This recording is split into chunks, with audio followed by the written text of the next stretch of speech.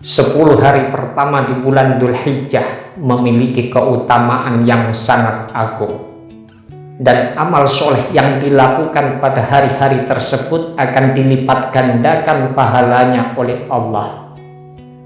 Al-Hafidz Ibnu Hajar Al-Asqalani mengatakan, yang menyebabkan keistimewaan 10 hari pertama di bulan Dzulhijjah adalah berkumpulnya induk-induk ibadah pada hari-hari tersebut, yaitu sholat, puasa, sedekah, dan haji. Hal itu tidak mungkin terkumpul pada hari-hari yang lainnya.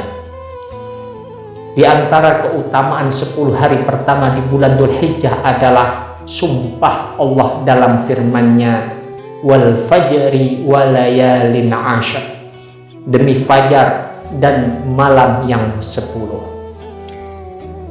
Dalam tafsir Ibnu Katsir disebutkan bahwa para ulama mengatakan maksud dari malam yang 10 adalah 10 hari pertama di bulan Dzulhijjah.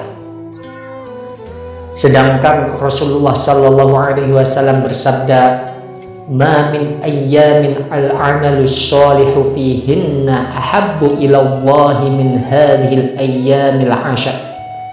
Faqalu, "Ya Rasulullah, walal jihadu fi sabilillah." Faqala Rasulullah sallallahu alaihi wasallam, walal jihadu fi sabilillah illa rajulun kharaja bi nafsihi wa malihi falam yarji' min dzalika bi syai'.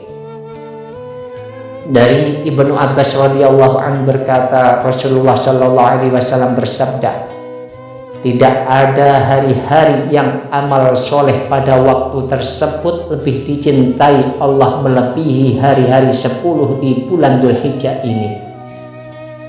Para sahabat bertanya, wahai Rasulullah, tidak juga amalan jihad di jalan Allah?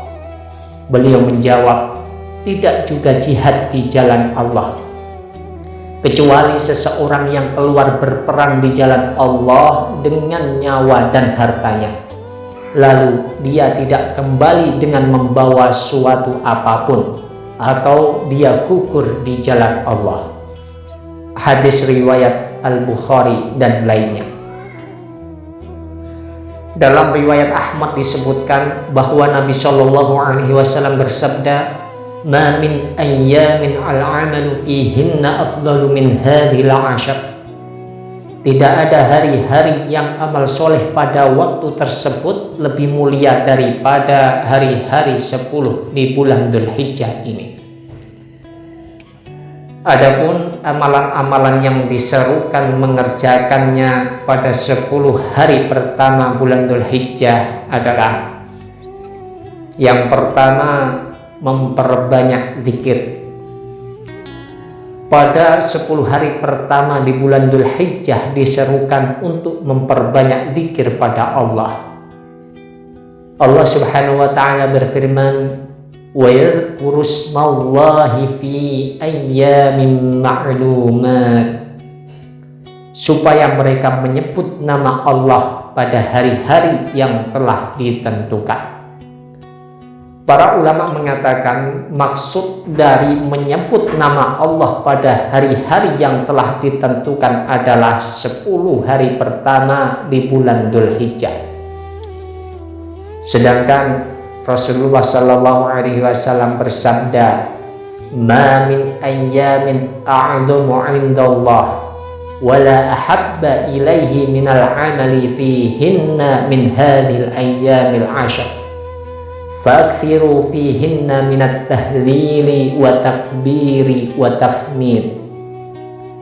Tidak ada hari yang paling agung dan amat dicintai Allah untuk beramal ibadah di dalamnya daripada 10 hari di bulan Dzulhijjah ini. Maka perbanyaklah pada hari-hari tersebut membaca tahlil, takbir, dan tahmid. Hadis riwayat Ahmad. Yang kedua, berpuasa di 9 hari pertama bulan Dzulhijjah, terutama pada hari Arafah. Imam Nawawi mengatakan, disunatkan berpuasa 9 hari pertama di bulan Dzulhijjah, terutama hari ke-9-nya, yakni hari Arafah. Rasulullah SAW bersabda yang artinya, tidak ada amal yang dilakukan pada hari-hari lain yang lebih baik daripada yang dilakukan pada 10 hari ini. Kaum muslimin yang tidak melaksanakan haji, mereka ditekankan agar berpuasa pada tanggal 9 Dzulhijjah, yakni hari Arafah. Rasulullah SAW pernah ditanya tentang puasa hari Arafah, maka beliau bersabda, yukaffirus sanatal madiyata wal baqiyah. Puasa ini dapat melepur dosa setahun yang lalu dan setahun yang akan datang. Hadis riwayat Muslim. Yang ketiga, melaksanakan ibadah haji dan umroh bagi yang mampu. Ibadah haji merupakan ibadah yang wajib dikerjakan oleh setiap muslim bagi yang mampu mengerjakannya, baik secara finansial maupun fisik. Ibadah haji dan umroh adalah amal yang sangat utama, sebagaimana sabda Nabi, al-umratu ilal umrati kaffaratun lima bainahuma wal hajjul mabruru laisa lahu jazaa'un illal jannah. Dari umroh ke umroh adalah tebusan dosa-dosa yang dilakukan di antara keduanya, dan haji yang mabrur balasannya tiada lain adalah surga. Hadis riwayat Bukhari. Yang keempat, memperbanyak takbir. Disunatkan memperbanyak takbir baik di masjid ataupun di luar masjid. Ibnu Mas'ud mengumandangkan takbir mulai subuh hari Arafah tanggal 9 Dzulhijjah hingga sholat asar pada tanggal 13 Dzulhijjah. Sebagaimana diriwayatkan Ibnu Abi Saibah dengan sanad sahih, kana Abdullah yukabbiru min sholatil fajri yauma Arafah ila sholatil asri min yaumin nahar. Bahwasanya Abdullah bertakbir mulai subuh hari Arafah, yakni 9 Dzulhijjah, hingga sholat asar akhir hari kurban, yakni 13 Dzulhijjah. Ibnu Abi Saibah juga meriwayatkan dengan sanad sahih bahwasanya Ibnu Abbas bertakbir mulai subuh hari Arafah, yakni 9 Dzulhijjah, hingga akhir hari tasyrik, yakni 13 Dzulhijjah. Yang kelima, mengerjakan sholat Idul Adha. Pada hari ke-10 Dzulhijjah disyariatkan sholat Idul Adha sesudah matahari terbit kira-kira 1 tombak hingga sebelum tergelincirnya matahari tengah hari. Sholat hari raya hukumnya sunat muakkadah, bahkan sebagian pendapat menyatakan fardu. Allah Subhanahu wa ta'ala berfirman, fasholli li rabbika wanhar, maka sholatlah untuk Tuhanmu dan berkorbanlah. Para mufassirin menyampaikan bahwa yang dimaksud sholat di dalam ayat tersebut adalah sholat hari raya. Sedangkan para wanita yang sedang haid juga diserukan untuk hadir ke tempat sholat. Mereka tidak ikut sholat, namun mereka berada di belakang jamaah, ikut sama-sama mengumandangkan takbir dan mendengarkan khutbah.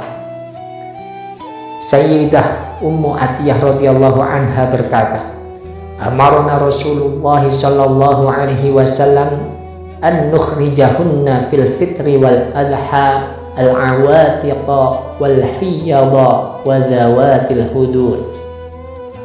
Rasulullah Shallallahu Alaihi Wasallam memerintahkan kami untuk mengajak para gadis, wanita haid, serta wanita pingitan menuju lapangan sholat id di waktu Idul Adha dan Idul Fitri. Hadis riwayat Bukhari dan Muslim. Yang keenam, menyembelih hewan kurban. Pada hari ke-10 Dzulhijjah disebut Idul Adha atau Hari Raya Kurban. Setelah selesai mengerjakan sholat Hari Raya Idul Adha, umat Islam disyariatkan menyembelih hewan kurban hingga 3 hari setelahnya. Nabi SAW bersabda, "Inna a'dhamal ayyami 'indallahi yaumun nahar, thumma yaumul qar."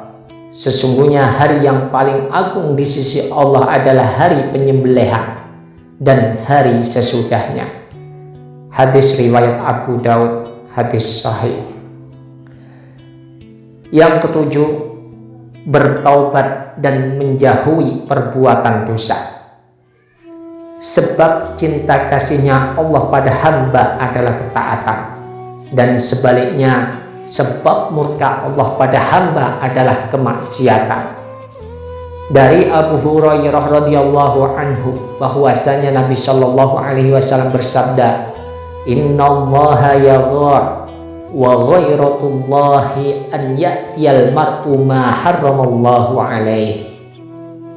Sesungguhnya Allah itu cemburu, dan kecemburuan Allah itu manakala seorang hamba melakukan apa yang diharamkan Allah terhadapnya. Hadis riwayat Bukhari dan Muslim. Pada hari-hari yang agung di 10 hari pertama Dzulhijjah ini, sebaiknya digunakan untuk bertobat dan memperbanyak permohonan ampun pada Allah dari segala dosa yang telah dilakukan. Allah Subhanahu wa Ta'ala berfirman yang artinya, "Kemudian sesungguhnya Tuhanmu mengampuni bagi orang-orang yang mengerjakan kesalahan karena kebodohannya. Kemudian mereka bertobat sesudah itu dan memperbaiki dirinya. Sesungguhnya Tuhanmu sesudah itu benar-benar Maha Pengampun lagi Maha Penyayang." Yang kedelapan, memperbanyak amal soleh lainnya. Selain amal ibadah yang sudah dibahas sebelumnya, hendaknya setiap muslim juga memperbanyak amal ibadah lainnya, seperti sholat-sholat sunat, sedekah, dan amal ibadah lainnya.